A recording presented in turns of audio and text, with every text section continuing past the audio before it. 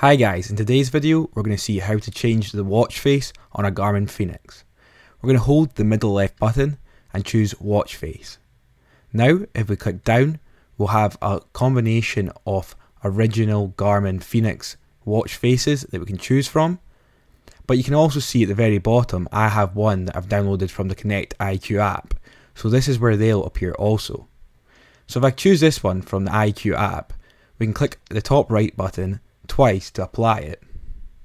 Now if we want to change this again, we can hold the middle left button, go to watch face, and let's choose one that's customizable. So if we go back up to the top to the original, when we click this we'll have the option to customize it. So let's say if I want to customize the data, you can see the heart rate is pulsing, meaning that we can now scroll through options for what this could be. So I like having it as heart rate, so I'm going to go back to that. And to save this, I'm just going to click the top right button and then click the back button to save all my changes. So I'll choose yes and head back again.